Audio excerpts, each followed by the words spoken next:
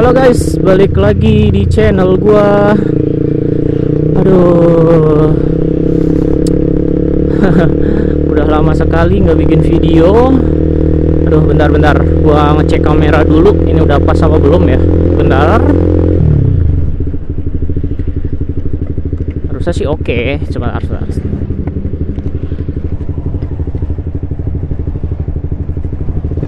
Nah, oke deh, harusnya sini oke. Mungkin ini agak ke atas nanti untuk view-nya karena ini kamera baru cuy. Jadi gua masih ngeraba-raba buat settingan audionya. Bukan cuma audio sih, tapi juga settingan angle atau view dari kameranya gitu. Penempatannya itu gua masih ngeraba-raba. Jadi ya mohon dimaklumi ya. Jadi apa kabar kalian semua? Semoga kabar kalian baik-baik saja. Ada wow. Dan kali ini gue mau coba bikin video lagi setelah sekian lama ya. Udah 3 bulan apa gue nggak bikin video motovlog lagi.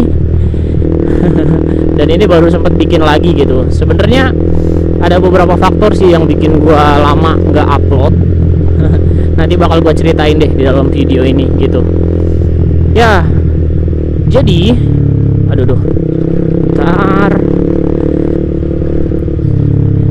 jadi kenapa gue lama sekali nggak upload bikin video tuh mau gue ceritain di sini deh.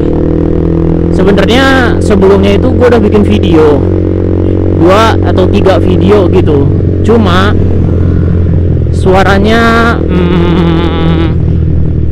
nggak mendukung cuy, kayak terlalu noise.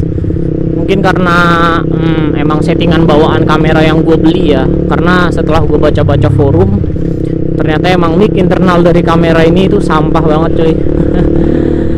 Jadi ini lagi mau gue coba untuk cara yang terakhir, yaitu seperti cara lama dengan cara menyinkronkan video dan suaranya itu gua record melalui handphone.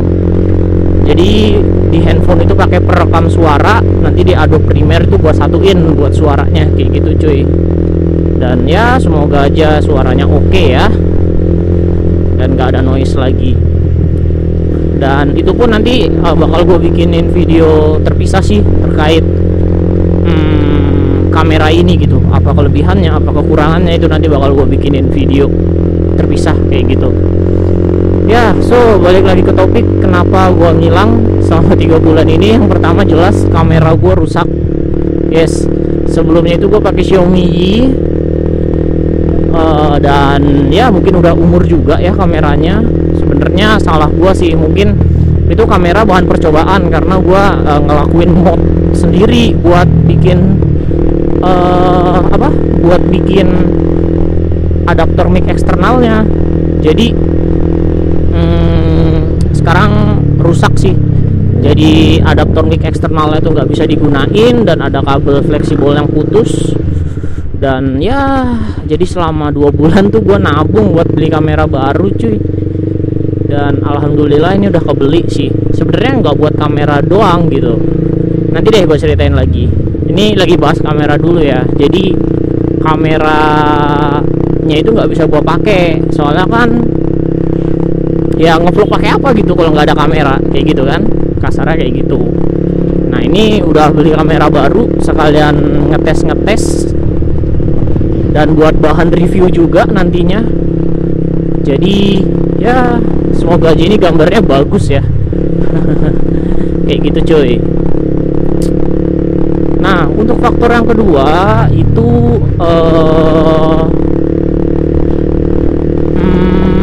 motor gua selama 2 bulan terakhir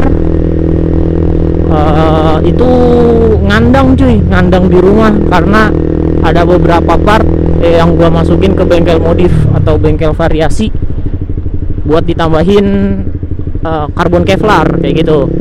Nah ini kalau kalian bisa lihat, ini dashboard gue ini udah karbon Kevlar cuy. Gimana ya, kelihatan nggak ya? Pokoknya itu udah karbon Kevlar. Dan ini baru jadi banget langsung gua pakai buat review, bukan buat review sih, maksudnya buat review ke penjualnya lah, apakah kalau dibawa nanti ada retak ketika dibawa panas-panasan atau dijemur tempat panas atau apa. Nah itu bakal gua cekin dulu sih. Jadi sebelum sebulan atau 2 bulan gitu dia kasih garansi, kalau misal ada retak gue bisa balik ke mereka buat repair kayak gitu. Jadi yang gua karbonin tuh pertama dashboard 2 part doang sih, sama spakbor bawah. Itu kalau nggak kelihatan sih ya di sini ya. Jadi spakbor bawah juga udah gua karbonin kayak gitu. Oh ya, ini sama windshield juga udah gua ganti yang jenong, karena sekalian cuy. Soalnya kalau mau ganti windshield itu harus ngelepas semua dari speedometer, fairing, kayak gitu-gitu kan. Jadi kayak repot banget. Sebenarnya udah dari lama gue pengen ganti, tapi karena proses pemasangannya itu sedikit menyulitkan, jadi ya gue urungkan lah niat gue.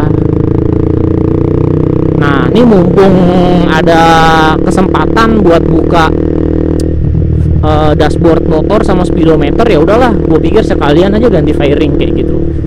Sama knalpot ini gue juga ganti, sebelumnya udah gue bikin videonya kalau nggak salah. Nah di video itu kalian bisa lihat tuh motor gue masih bugil coy, fairingnya udah lepas, jadi cuman ada knalpot doang kayak gitu. Nah itu masih dalam proses pengkarbonan coy buat dashboard sama spakbor motor gue. Jadi ya gue bikin videonya cuman bisa dalam rumah aja kayak gitu. Nah bang, tapi kan lu masih ada yang Vario, kenapa nggak pakai yang Vario aja buat bikin vlog? Nah seperti yang gue bilang tadi, kamera gue rusak, jadi ya udah itu double kill banget tuh. Jadi motor nggak bisa dipakai, duit udah habis buat bikin karbon, kamera gue rusak kayak gitu cuy. Ya udahlah, jadi selagi nunggu ngomong apa sih gue, jadi selagi nunggu karbon jadi itu gue nabung cuy buat beli kamera baru. Dan ternyata nanti deh ya gue ceritain aja di review terpisah kayak gitu tentang kamera ini ya. Jadi gitu cuy, kenapa gue ngilang.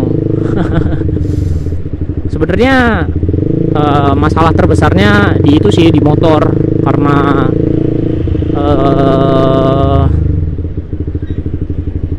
ada proses buat pengkarbonan tadi gitu, jadi makanya nggak bisa bikin video kayak gitu. Dan buat pengkarbonan ini sebenarnya gue udah rencana lama sih, karena ada beberapa part ya udah kemakan umur mungkin ya dari motor gua, jadi harus gua ganti gitu. Kayak spakbor itu udah kusem banget, ya udahlah gua remajain, gua kevlarin sekalian kayak gitu. Dan spakbor depan juga udah pecah bagian kanan kirinya. Itu karena salah gua itu gua nurunin shock terlalu pendek kayak gitu cuy. Jadi ini bisa buat bahan pertimbangan juga buat kalian yang punya motor CBR atau motor yang dengan posisi plat di depan ya. Setahu gue R15 enggak sih, R15 GSX itu platnya enggak di atas spakbor. Pokoknya kalau kalian punya motor yang plat nomornya itu ada di atas spakbor, itu kalian nurunin shocknya itu jangan terlalu pendek kayak gitu, karena itu nanti dudukan platnya itu bisa ngerusak spakbor depan kalian kayak gitu cuy, yang bikin pecah atau apa kayak gitu. Nah itu ini juga untuk shocknya udah gua tinggiin lagi, balikin ke normal. Dan emang kelihatan masih nunduk karena gue pakai stang jepit kayak gitu cuy. Tapi buat feel jujur enakan di posisi semula. Kenapa? Karena main shocknya itu agak sedikit lebih jauh gitu ketimbang kalau misalnya gue turunin kayak gitu. Selain itu buat jangka panjangnya juga nggak baik ya cuy, karena kalau terlalu pendek buat shock depannya itu, shock depan itu rawan bocor karena mungkin ngaruh ya jarak main shock yang dikit gitu. Jadi tekanan dari shocknya itu bisa ngerusak seal shocknya yang mengakibatkan motornya itu bisa bocor untuk shock depannya kayak gitu coy. Ya cuma emang sih kalau buat tampilan keren, cuma menurut gua ya pegel lah, ibaratnya kayak udah pakai stang jepit shock diturunin, buset itu pegel. Jadi ya umur gue juga nggak muda lagi cuy. Ini tulang punggung gua menjerit kalau misalnya kerja terus terlalu nunduk motornya dan harus gendong laptop. Jadi ya udahlah, gue balikin standar lagi kayak gitu. Dan masih enak-enak aja kok buat di riding, dan buat tampilan juga nggak terlalu ganggu kayak gitu. Nah, itu aja sih yang mau gue sampein di video kali ini. Sebenarnya buat review-review karbon gue masih bingung apa yang mau gue review ya. Jadi ya udahlah, mungkin gue tunjukin di video ini aja, karena ini bukan modifikasi yang harus ditunjukin kayak gitu cuy. Mungkin nanti bakal gue tunjukinnya di konten full review motor gue, karena udah lama tuh kan update-nya, karena itu video yang full review motor terakhir 2 tahun yang lalu gue buat. Nah nanti ini gue bikinin deh full review motor gue yang sekarang kayak gimana. Nah mungkin sekian aja guys untuk videonya, karena ini gue udah mau sampai tempat gue nongkrong. Sekali lagi terima kasih nih buat kalian yang masih nyempet-nyempetin nonton video gue, atau kalian yang baru gabung, atau yang baru nemu video gue dari beranda YouTube. Ya welcome gitu, dan jangan lupa bantu subscribe ya guys ya, biar channel gue bisa berkembang gitu untuk kedepannya ya. Jadi mungkin sekian aja untuk videonya. Sekali lagi jangan lupa like, comment, dan subscribe. Sampai jumpa di konten gue selanjutnya. Dadah.